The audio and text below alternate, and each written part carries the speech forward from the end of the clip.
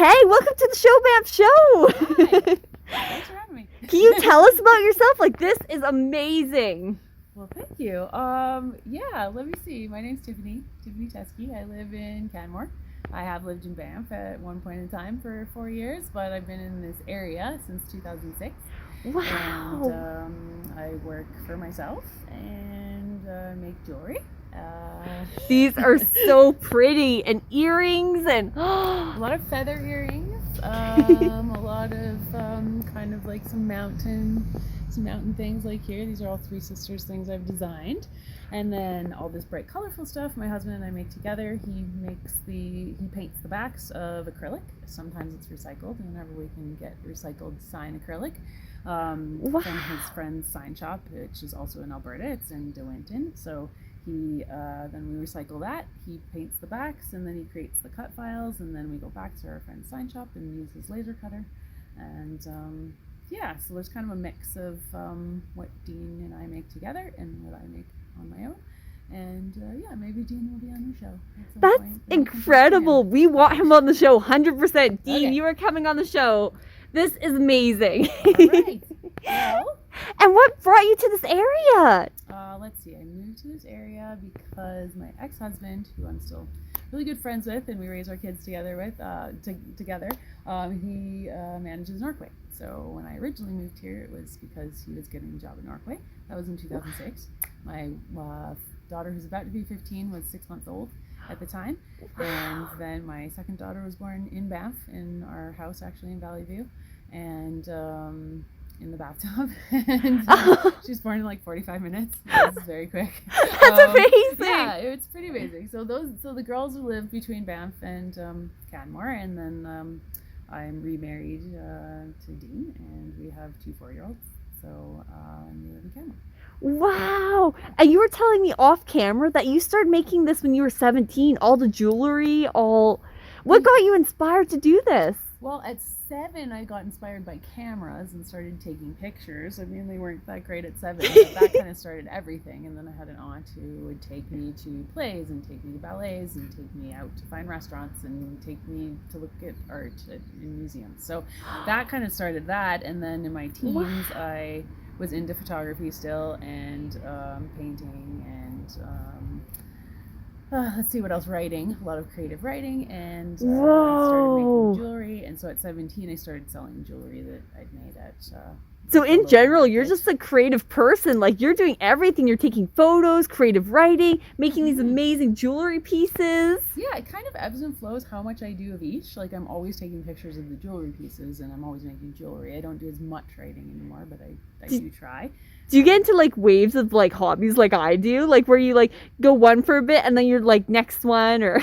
Yeah, kind of. I don't find that I get any time really anymore to do a lot of hobbies, but because it's all kind of my work now.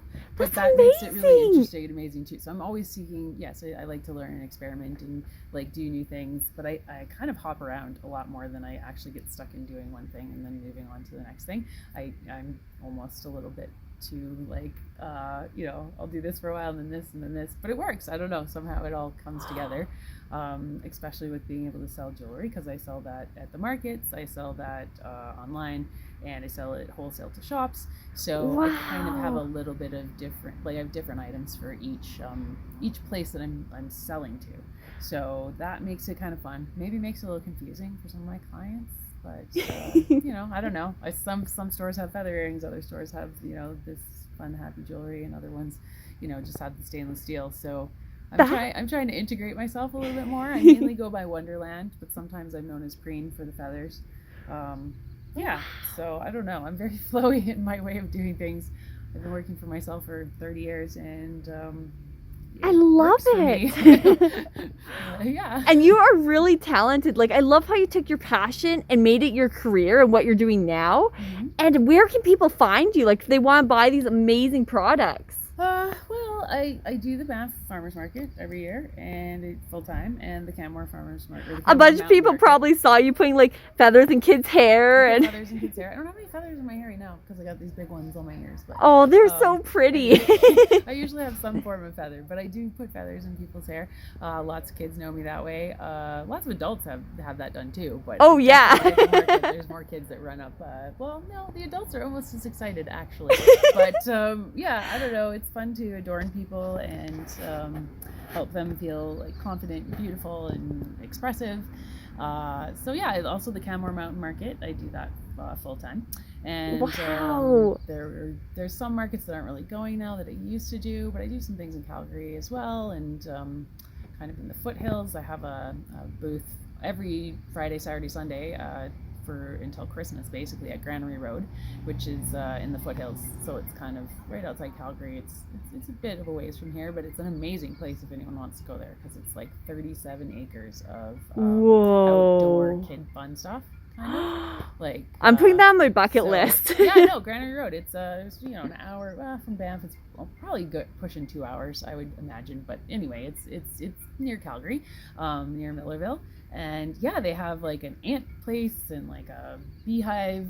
I don't know, just all the things you would have on a farm. They kind of have that. But then inside they have amazing food like makers and all small businesses that have booths. So I have a booth there. Wow. I'm not often there, but Teresa, who works for me, is there Friday, Saturday, Sundays from 9 to 5. And That's incredible. yeah, so that's like a fixed kind of place that also would be an adventure and is open right now for people because obviously it's outdoors, so you can go there with your family, and you can go indoors for however much is allowed right now with COVID, but it's a giant space, so there's still like many people can go in there and shop at the same time, and it's very safe, like everything. So that's a good place. But then in town, in Canmore, Alberta's own marketplace has always had my stuff. It's been very supportive of me. And then I have like little things here and there at other stores because I don't like to compete within the same town. But I do have a few things at Stonewaters. I have a few things at Rebound Cycle that are more bike related. I sometimes have things at spas or just little like people ask me all the time just to bring in little things for their clients, right? So I'm That's fantastic. Kind of curating exactly what should go where so as to be better for everyone instead of like competitive with everyone. And then in Banff I'm at About Canada and Branches Marketplace, and they have quite different things. I was in the Luxon Museum. They're probably not open. So when that's open, then I'm there. Wow. Yeah, I'm up at the gondola actually. I do a lot with Pursuit as well. So I'm making That's actually incredible. a custom gondola necklace for them right now. So that will be something that they have that nobody else really has. So I do some custom stuff and work with various clients to help. That's my wholesale end of things, so kind of my stainless steel jewelry and stuff. But That's really cool. And how do you get connected with all these amazing people? Like you've really spread out, and I love it. And like pound the pavement. Yeah. I don't know. That's a great way. Yeah. Talk to people. So it's very hard to have a successful business, I think, if you can't talk to people. And I can tell just by meeting you at the market and stuff, you love people. Even coming here, you're just like, hello. I do. Yeah. I mean, that's a hard one in the COVID world. I'm very extroverted and do love people. So it's been kind of crazy, but things have, I don't know, markets were going sometimes indoors, sometimes outdoors. They were going under trade shows, then it couldn't have trade show. Then they were going for retail. So I mean, was this year like a challenge for you? Something within the differing, changing things all the time. Oh, was it a challenge? Yeah, I was doing very, very well the year before COVID, and like gotten a new truck and a new trailer and wow, all kinds of stuff. That was in February. And then in March, COVID hit. Oh man, we've maintained. It's been good. Like there's definitely new opportunities and amazing things that have come up because of this. There's also a lot of kind of zigging and zagging that happens, so there's a lot of energy spent that ends up kind of having to be like reverted to like something else, which has been frustrating for me because I do have a lot of energy, but COVID has definitely made yeah, I don't know all the different words people are using, like the pivot, I guess was one thing people were saying, you have to pivot all the time. So yeah, it does make it difficult, but I don't know. I mean, I still feel very grateful to be able to do what I do, and very much like people support me and I support them. So, whatever I'm selling, I'm getting, our friends with the sign shop are helping us with like their laser cutter, but then, I'm buying the woman I buy feathers from to make my earrings. I think at one point she had enough money to take her kids to Disneyland because of like the stuff that I was buying off of her, so like that's incredible, and she's in the building each States, other. but, like, I try to stick with Canada, but like, come on, people, honestly, like, some things you can't get in Canada, and I'm happy to support somebody that I can, get them from. That woman, I think, is in like Washington. She's practically in Canada, but Yeah. like, and to me, it doesn't matter. I just like have found these different people through whatever means. It's a good question you ask me how, because I mean, sometimes it just happens. Yeah. And then you form a relationship with those people. And I'm originally from the States. I'm originally from Minneapolis. So, Wow. which is just kind of crazy the way the world is today. That's Yeah, fascinating. but I don't know. I've been here in Canada in some way for 20 plus years, right? So with everything happening, are you still able to get all the feathers from the US, or has that kind of like... I can pretty much still get everything from everywhere, but it's sometimes you don't know how long it's going to take. Like, I don't know, like Canada Post is always like, well, there's COVID, we don't know. Yeah. And then, all the couriers are the same. I mean, but generally I haven't, it's maybe, I don't know, it may be, I kind of plan ahead a lot, and I stockpile a lot of things. So That's it's amazing. okay, That's skill to because have. I have lots of, I'm always assessing what I need and like buying. Well, I've always been like putting back into my business, right? Like, so living from my business, but also like making sure that I continue to have the things that I need. So that hasn't been too bad. I don't really have many suppliers or people who've gone out of business. I think we're all still doing okay. But there's that support of each other, right? Because I mean, if you buy from me, you're supporting me and my family of 6.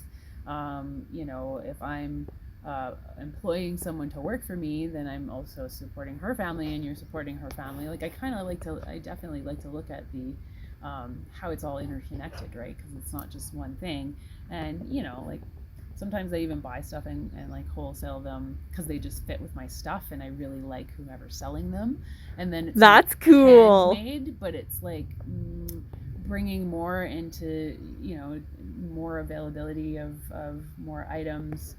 I don't know, sometimes I get flack for that though, because I'm selling somebody else's thing and I didn't hand make it. But I just feel like it's so important to support like all and the I love people how you're doing showing something. other people off too. It's just like, hey, look at this. Yeah, well, and some things people make they actually can't hand make. Like, maybe they draw, so then they have a pin made, like an enamel pin with mountains or something. So I might carry the pin, and the pin, it was made by a machine. But like, there's always somebody behind behind the design. So yeah, and same with like my 3 sisters necklaces that I like just put the components together, but I don't actually hand cut them or anything. Like, they're cut on a laser, and can be mass produced, but it's still like my 3 sisters pattern. So like, there's always my hands in it somehow. It might be fully in it, like I've dyed the feathers, put them together, and made the earring, or really these ones that Dee makes really are handmade. I mean, they're made from a substance that is acrylic, so it's kind of like, I love how you're trying to recycle the material too. It's not just... we recycle it whenever we can, but I mean, some people are kind of like, oh, I don't want a plastic necklace, and it's like, because the paint as well, acrylic paint is plastic, right? So this world is interesting right now with like, everyone trying to support each other, but then maybe sometimes picking apart like every piece of the thing to be like, yeah, well, that's plastic. It's like, yeah, well, we're trying to recycle it. Like, I mean, there's only so much you can do. Like, I'm always trying to do the best I can, but I mean, I don't know. It's kind of funny. It's as successful as you can get in something, and as much as you can like form these very positive relationships. Of course, it brings up people coming at you with various, negativity or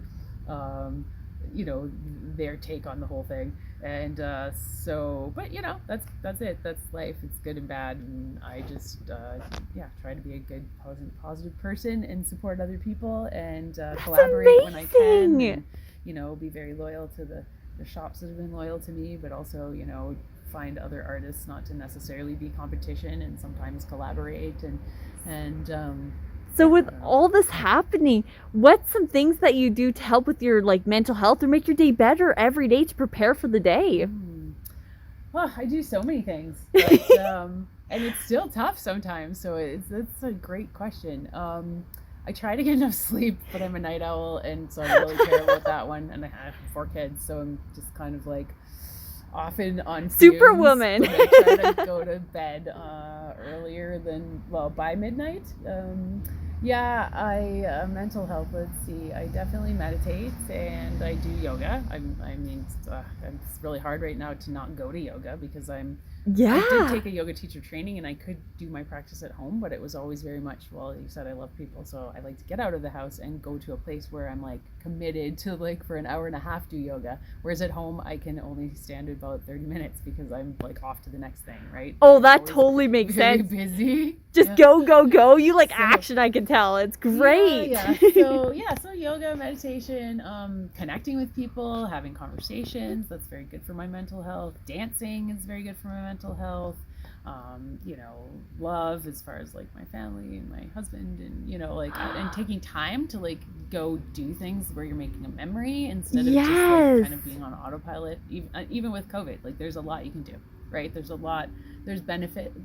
benefits. I don't know if I want to call them benefits. There's upsides to COVID, obviously. Like it just depends on how you look at it. So I think also for my mental health, I try to be very positive.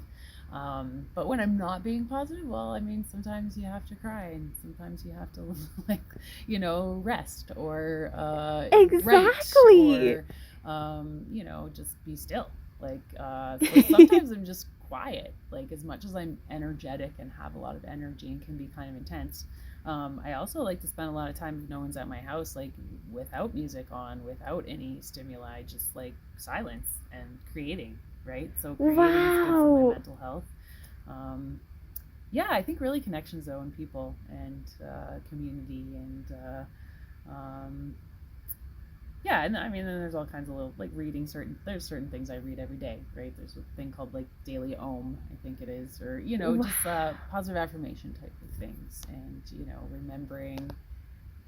I don't know, remembering my family members, or I have a lot of rituals, I guess, and little things that I kind of do to like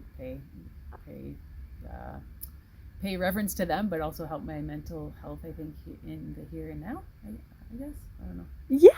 Pretty... After this, you just seeing all this and like all your ideas and creativeness, I just want to go out and create. Like you've inspired me that way. And I got one more question for you. Yeah. For new business people owners starting out or wanting to create their own business, what advice would you give them? Wow, that's a good one. Yeah.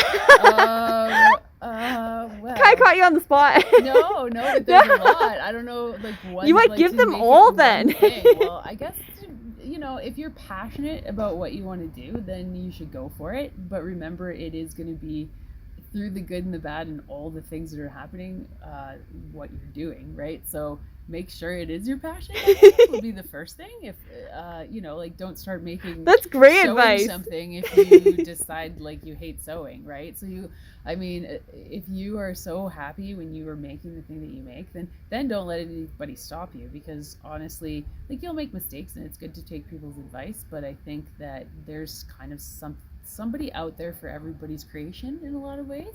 So you just need to keep doing it. Like that's the main thing. Like just keep going. Because how is a person an artist? Well, they make art, so like keep making art, keep making your things, keep at it. Talk to people. Don't get discouraged. Like not everything's always going to be a success, but that's how you learn and grow. Like, and you're not going to learn and grow, I mean, unless you're very good at taking people's advice and following it to the letter, which most of us aren't. Most of us have to learn through our own mistakes and things. It's true. You have to make mistakes. So you make the mistakes and then you learn. But also, seek out people who you admire or who are doing a good job, and just always be learning and experimenting and trying. But wow. because I guess even if you're an introverted person, you could sell online, but if you are an extroverted person, then go talk to people and like get out there. see some people. I know my daughter's teacher, both my daughters are in the French school in Canmore. Michelle Brown, she's their English teacher. We actually had her on the show. Yeah. I saw on Instagram. I saw a picture of her. Yes. She is like next to me the biggest. Like every once in a while I meet somebody that I'm just like, she's a go-getter. Like she gets oh out yeah, and goes to places and isn't deterred by like somebody turning her down, or I mean, I don't know her story about like who has turned her down, but clearly if the more people you're asking, the more times you actually are going to get turned down. And just keep going. But all the successes that you make along the way are just amazing. It's like right now with COVID, there's been a lot of new shops. So that's another thing. Maybe if someone is creative and wanting to start things, every small town now has like a handmade shop, because with COVID, you're wanting to buy local. So all these people, like one person from each town, it seems like, has gone and said, I'm going to make a shop. Right, so all these shops I've been applying to, and I get into that's 90% incredible of them, but 10% say like, oh, we already have something like that, or we're not going to take your stuff, or whatever. A lot of them are consignment, not wholesale. So you need to pay a little bit, but for people who are really wanting to get their stuff into like those shops, that's becoming it was always a thing to have consignment, but it's become like a real thing in every town. And I think the towns can sustain those businesses even through COVID and beyond, because like people want to buy people's handmade things. So yeah, just approaching those places, you might have to pay $30 to rent a shelf for the month, and you may have to give them a percentage. And so yeah, so there's another one. Don't undersell yourself, because that's a good are one. be taking cuts from you, whether it's a market fee to be in the market, whether it's a shelf space fee or a commission off of selling from you, or a consignment percentage. All those things, like, you should still be able to make a living. Like, you have to price yourself at a place, and it's hard for people. They just want to give away their creations or have people buy them, and you actually need to be able to sustain yourself with that. And the shop owner shouldn't be making like more money than you. In wholesale, they make the same. They make 50%, you make 50%. They might make more because they might mark it up more. But like for those consignment shops, like generally they're going to give you 65% of the money, and they'll take 35%. And they should, because they have overhead, they have rent, they're getting the word out, they're marketing for you, yes, day to day, talking to the customers and selling your products. So that's what they're getting paid for, and they should get paid for that. Yeah, but don't make it so you're not making any money once you've paid the shop, once you've paid for your supplies, once you've paid to like ship it to someone. Like, you need to be making money. Yes. If that's how you want to make money. If you want to just give it away, that's fine too. But yeah, like, that's not a business then, right? So yeah, anyone who wants a business, I would say that, like, don't undersell yourself. Like, just like, sometimes raising your prices results in more sales. It's a real tricky thing that someone can't really tell you. You have to try it yourself with your product and with your pricing scheme. But like, it's I don't know. It's very important. Otherwise, people end up stopping because they can't sustain themselves. So that is very wise advice, and I feel like I need a whole nother interview with you. Like, you got so much knowledge, so many incredible things. Like, this is amazing. Someday we can do that. Yes. Yeah. You want, in that case, I'm gonna call you in the future and be like, we need another interview. Okay, that sounds good. Thank you so much for your time, and she is coming back. Right. Bye. Bye.